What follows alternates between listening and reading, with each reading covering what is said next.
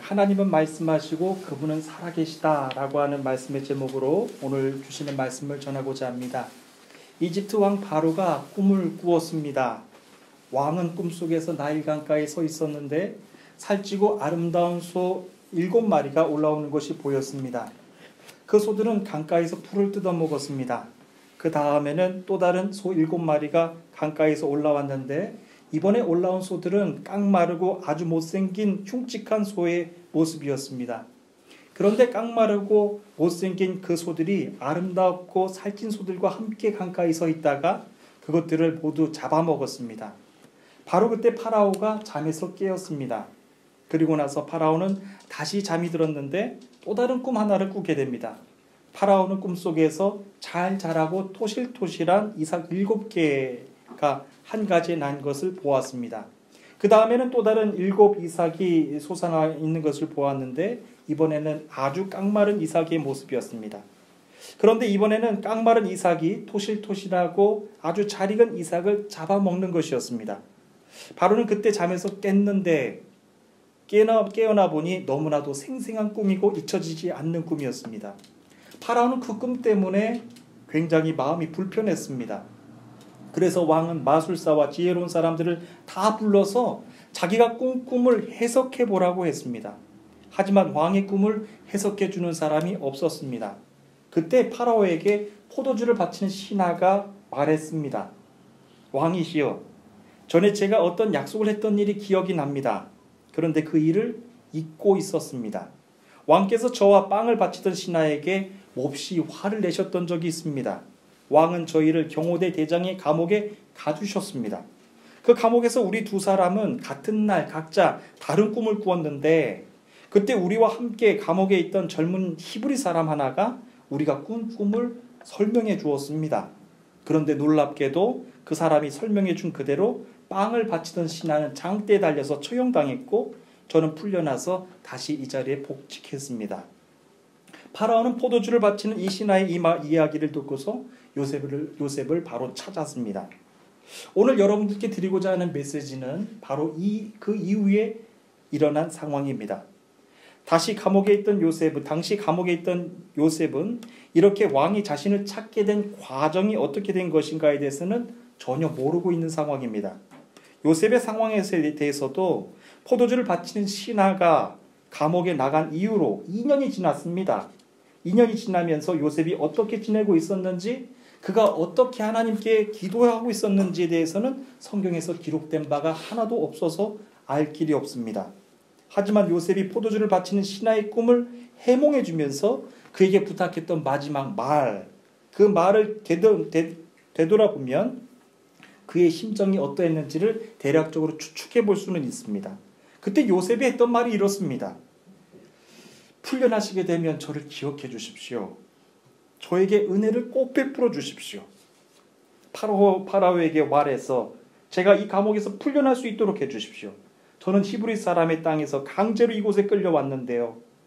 저는 이 감옥에 갇힐 만한 일을 한 적이 한 번도 없습니다. 라고 하면서 그때 요셉이 얼마나 간절하게 부탁을 했었는지를 알 수 있습니다.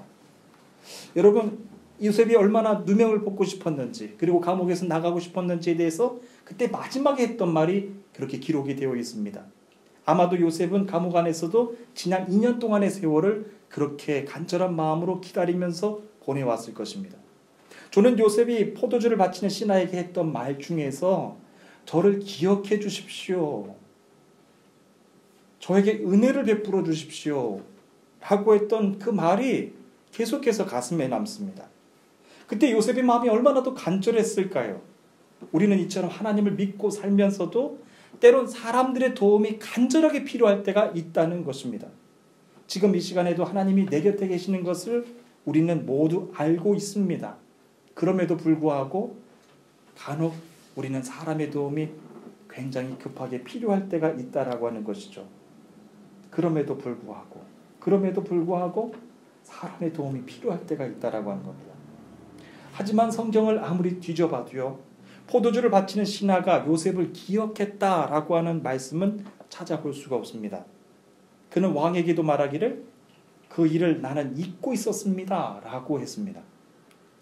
요셉은 감옥에서 낙심하는 마음이 아주 컸을 것입니다. 그러나 요셉의 삶은 오히려 보디발의 집에 노예로 끌려갔을 때부터 형통이 시작됩니다. 여호와께서 요셉과 함께 계셨기 때문입니다. 그 이후에도 요셉은 보디발의 아내에게 억울한 누명을 씌우고 감옥에 들어가죠. 감옥에 들어갔을 때도 성경은 기록합니다. 여호와께서 요셉과 함께 계심으로 그가 형통케 하였더라 라고 하는 말씀입니다. 그에게 한결같은 사랑, 한결같은 형통함을 요셉에게 주셨다라고 하는 것이죠. 여러분들이 누군가에게 부탁했던 그 일을 그가 지금 모른 채 하고 있습니까? 여러분들이 누군가에게 부탁했던 그 일을 지금 그가 잊어버리고 있습니까? 세상 사람들이 여러분들에게 침묵할 때 여호와께서 여러분들에게 말씀하신다라고 하는 것을 기억하시기를 바랍니다. 세상 사람들이 여러분들을 도와주지 않을 때 여호와께서 여러분들을 도와주신다라고 하는 것을 믿으시기를 바랍니다. 그 일을 요셉의 삶을 통하여서 우리는 배우게 되는 것입니다. 오늘 여러분들께 전하고자 하는 메시지가 바로 이것입니다. 세상 사람들이 침묵할 때, 세상 사람들이 여러분들의 도움을 외면할 때 하나님께서 말씀하시고 하나님께서 새 힘을 주신다는 것입니다. 그럼 이제 본문을 다 함께 읽고 말씀을 전하도록 하겠습니다. 창세기 41장 37절부터 39절까지 있는 말씀입니다. 41장 37절로 39절까지 우리 성경이 없으신 분들은 스크린을 참고해 주시면 감사하겠습니다. 다 함께 읽겠습니다. 시작. 요셉의 말은 파라오가 듣기에 매우 훌륭한 의견이었습니다. 파라오의 모든 신하들도 같은 생각이었습니다. 그래서 파라오는 신하들에게 요셉보다 이 일을 더 잘할 사람이 어디 있겠는가? 이 사람에게는 정말로 하나님의 영이 있도다 하고 말했습니다. 파라오가 요셉에게 말했습니다. 하나님께서 이 모든 일을 그대에게 보여주셨다. 그대만큼 지혜롭고 현명한 사람은 없다. 아멘. 파라오의 꿈을 해석해 줄 사람이 아무도 없었을 때 요셉이 애굽 왕 파라오의 꿈을 해석해 주었습니다. 요셉이 포도주를 바치는 신하의 꿈을 해석해 주고 나서 꼬박 2년의 시간이 지났을 무렵입니다. 사람의 생각으로는 왕에게 포도주를 바치는 그 신하가 그렇게 오랜 동안 소식이 없자 요셉이 충분히 낙심할 수도 있는 시기에 일어난 일입니다. 하지만 요셉은 왕의 꿈을 해석해 주는 그 자리에서도 하나님을 똑똑하게 전했습니다. 왕이시여, 저는 꿈을 해몽할 능력이 없습니다. 하나님께서 왕을 위해서 평안한 대답을 주실 것입니다. 라고 했습니다. 이집트의 왕에게 똑바로 하나님을 전하는 요셉입니다. 그는 죄수였음에도 불구하고 두려워하지 않고 하나님을 전했습니다. 요셉은 감옥에 나왔을 때 수염이 덥수룩하게 자랐을 정도로 외부와 차단된 삶을 오랫동안 했음에도 불구하고 하나님을 오히려 더 가깝게 지내는 삶을 감옥 안에서도 늘 한결같이 지내왔다라고 하는 것을 우리는 알 수 있습니다. 요셉은 파라오 왕이 꾼 꿈을 이렇게 해몽해 주었습니다. 왕이 꾼 두 꿈은 같은 것입니다.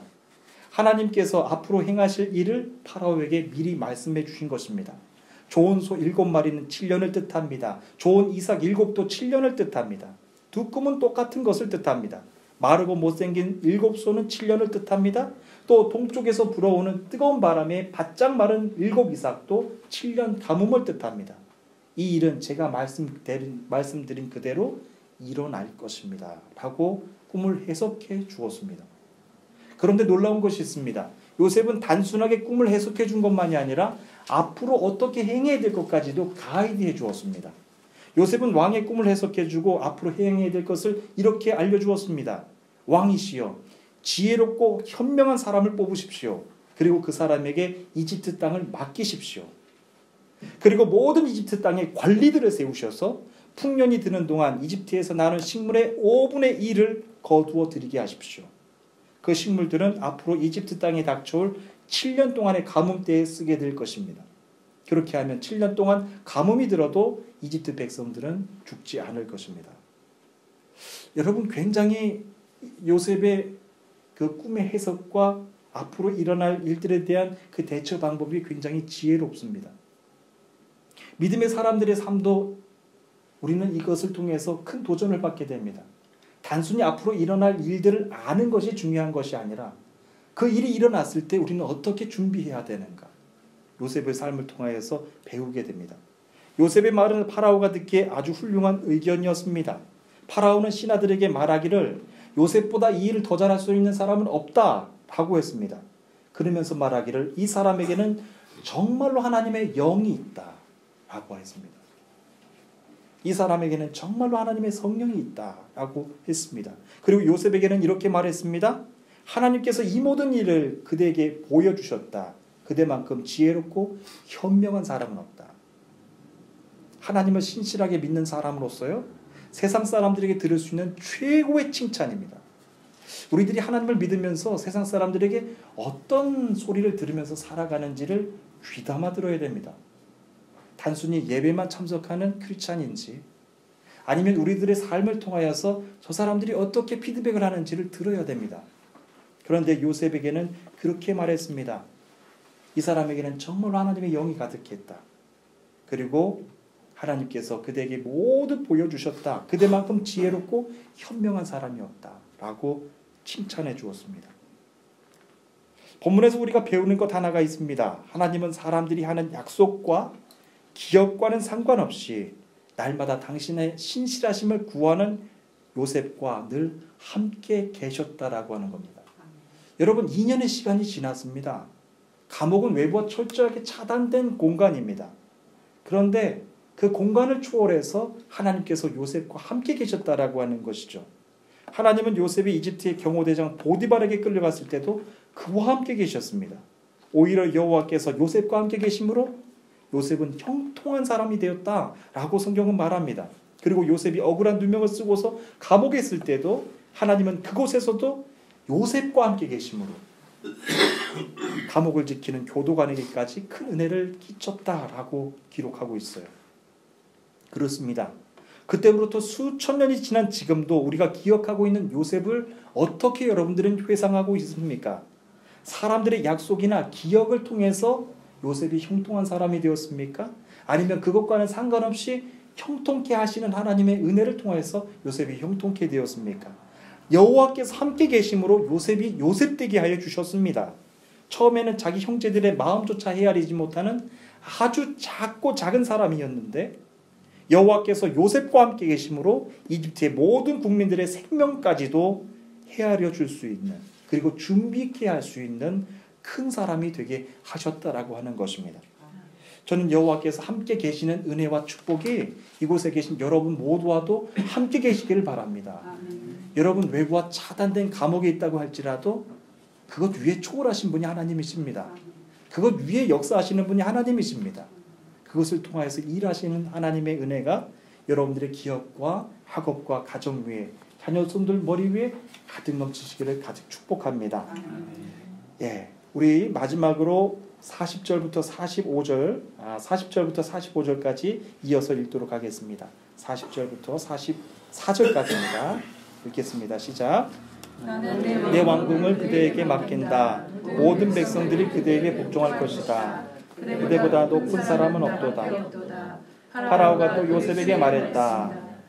자, 내가 그대에게 모든 국방을 맡긴다. 그리고 자기 손가락에서 왕의 도장이 찍힌 반지를 빼서 요셉의 손가락에 펴주었습니다. 그리고 요셉에게 고운 세마포도 주었습니다. 그리고 요셉의 목에 금목걸이를 걸어주었습니다. 파라오가 요셉을 자기 수레 다음으로 좋은 수레에 태우니 사람들이 요셉이 탄 수레 앞에서 무릎을 꿇어라 하고 외쳤습니다.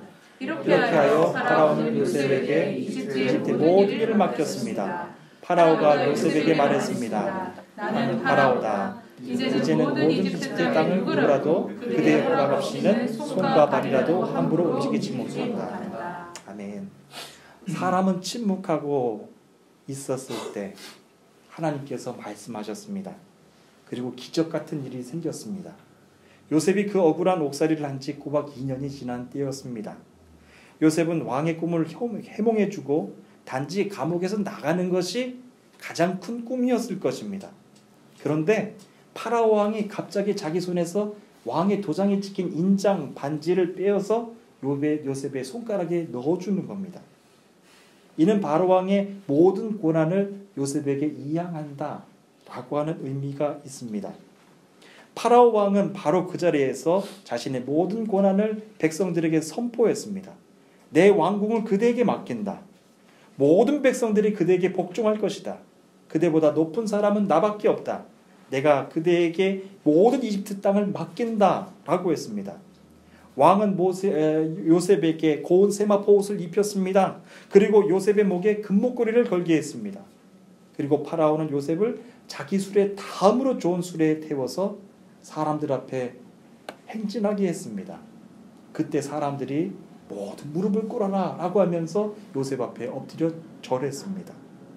여러분, 그 장면을 보지 않고도 믿음의 사람으로서 마음이 얼마나 더 충분히 감동이 되는지 모릅니다. 방금 전까지만 해도 요셉은 노예였고 죄수였지 않습니까? 그런데 졸지에 이집트 대제국의 국무총리로 신분이 달라진 겁니다. 아무리 하나님의 은혜가 놀랍다고 할지라도 신기한 것은 파라오의 마음입니다. 요셉이 왕의 꿈을 해석해준 대로 흉년과 풍년이 진짜로 온 것도 아니지 않습니까? 그런데 왕은 이미 요셉의 말을 전적으로 신뢰해주며 모든 고난을 주었다는 것이죠.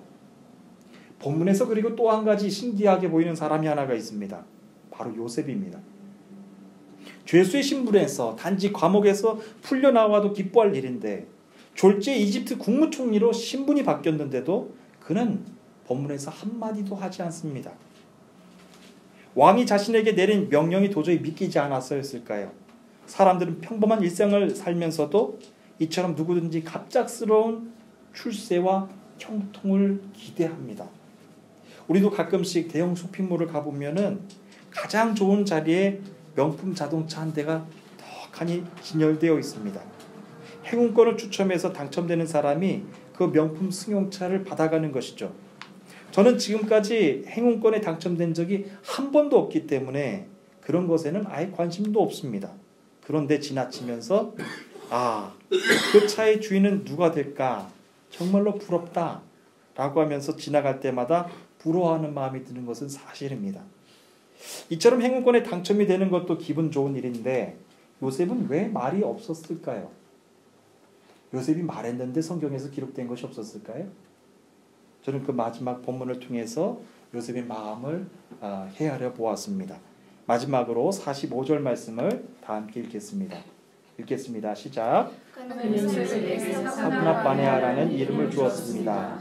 또 요셉에게 아스낫이라는 사람을 나누어 주었습니다. 아스낫은 오늘 제사장 보디메라의 딸이었습니다. 요셉은 이집트의 모든 땅을 다스리게 되었습니다. 아멘. 요셉의 입장으로 돌아가 보십시오. 감옥 안에서 영문도 몰랐던 요셉은 지난달 냄새나던 죄수의 옷을 벗고 이제 고운 세마포 옷으로 갈아입었습니다. 그리고 목에는 금목걸이도 걸었습니다. 그리고 이집트 왕의 전차에 버금가는 명품 전차를 그가 마음대로 쓸 수 있게 되었습니다. 여러분, 같은 하나님을 믿고 있으면서도요, 요셉이 이렇게 갑자기 신분이 회복된 모습을 보면 너무나도 그의 모습이 자랑스럽고 기쁜 마음이 듭니다. 요셉의 마음도 좋았을 것입니다. 그런데 신기하게도 본문 안에서 요셉의 말은 한 군데도 찾아볼 수가 없습니다. 당시 요셉의 감정이 어떠했는지 성경에는 기록된 것이 없습니다. 요셉의 마음이 어떠했을까? 저는 그 대답을요, 이집트 파라오 왕이 대신해 주었다라고 생각을 합니다. 사브낫 바네아. 파라오 왕이 요셉에게 직접 붙여준 이름입니다. 사브낫 바네아. 하나님께서 말씀하시며 그분은 살아계시다 라고 하는 뜻이 사브낫 바네아라는 뜻입니다. 요셉은 한 나라의 노예였고 죄수였지만 그 누구도 요셉을 함부로 대할 수 없었습니다. 한 번도 요셉을 함부로 대한 적이 없습니다. 왜냐하면 요셉에게 날마다 말씀하시는 하나님이 그 요셉 곁에서 살아계시는 하나님이 그를 형통케 하신 것을 이집트 사람들이 다 봤기 때문입니다. 이제 그 이집트의 왕까지도 요셉의 형통함을 두 눈으로 보고 인정하는 거예요. 사브낫 바네아. 그래, 너의 이름은 지금부터 사브낫 바네아다. 하나님께서 말씀하시고 그 하나님은 살아계시다 라고 하는 뜻입니다. 그렇습니다. 대이집트 제국의 왕이 요셉의 목에 금목걸이를 걸어주고 이집트 왕의 전차에 버금가는 명품 전차를 쓰게 해준다고 할지라도 요셉은 그 자리에서 기뻐하지 않습니다. 왜냐하면 말씀하시는 하나님, 살아계신 하나님께서 요셉에게 주셔야 하기 때문에 그렇습니다. 사랑하는 주님의 성도 여러분, 세상에 어떤 왕이 여러분들에게 큰 축복을 준다고 하더라도 살아계시는 하나님, 말씀하시는 하나님께서 주시지 않으면 여러분 것이 아닙니다. 그러나 세상의 왕들보다 더 위에 계시는 하나님께서 주신다라고 하면 한순간 죄수에서 애굽의 국무총리로까지도 세워주시는 분이 바로 하나님이심을 믿으시기를 바랍니다. 여러분, 그 하나님의 은혜를 우리가 버금하면서 우리가 묵상하면서 살아가는 거예요. 이 땅에 있는 터키 대통령이, 터키 국무총리가 여러분들에게 명품 자동차를 선물해 줬다고 생각을 해 보십시오. 너무 좋은 일이에요. 행운권 당첨된 것보다 더 좋은 일이잖아요. 그런데 요셉은 말이 없었어요. 왜냐하면 말씀하시는 하나님, 살아계시는 하나님이 말씀해 주셔야 되기 때문입니다. 감옥 안에서 요셉은 하나님을 묵상했을 것입니다. 하나님, 내가 어렸을 때 꿈꾸었던 것, 그 꿈을 나는 아직도 가슴에 간직하고 있어요. 그 꿈을 이제 이루어 주시는 건가요? 라고 하면서 요셉은 계속해서 살아계시는 하나님, 그의 삶 속에서 말씀하시는 하나님을 묵상했을 것입니다. 오늘 이 시간에 여러분들께 도전해드리고 싶은 말씀이 바로 이것입니다. 여러분들에게 주신 말씀이 있으십니까? 하나님은 말씀하십니다. 여러분들에게 살아계신 하나님으로 형통케 하시는 은혜를 주시려고 합니다. 그 여호와의 하나님의 은혜, 살아계신 하나님의 은혜를 이곳에 계신 여러분 모두가 경험하시기를 간절히 축복합니다. 내가 감옥에 있다고 할지라도 여호와 하나님은 돌아가시지 않으세요. 죽으시지 않는단 말이죠. 감옥에 있다라고 할지라도 여호와 하나님은 살아계시며 말씀하시는 하나님이세요. 아무리 세상이 살기 어렵고 고통스럽고 내 계획대로 되지 않는다고 할지라도 하나님은 살아계신다라고요. 하나님께서는 역사하시고 여러분들에게 더 큰 은혜를 축복해 주실 줄로 믿습니다. 그 하나님을 여러분들 신뢰하시며 오늘 이 시간에도 여러분, 그 하나님께서 여러분들에게 그래, 너의 신실함을 내가 봤다, 너를 통하여 크게 축복하노라 라고 하시는 여호와의 그 형통케 하시는 은혜가 여러분들로 하여금 자녀들에게 자자손손 대대에 영원할 수 있도록 간절히 축복합니다. 우리 다 함께 기도하도록 하겠습니다.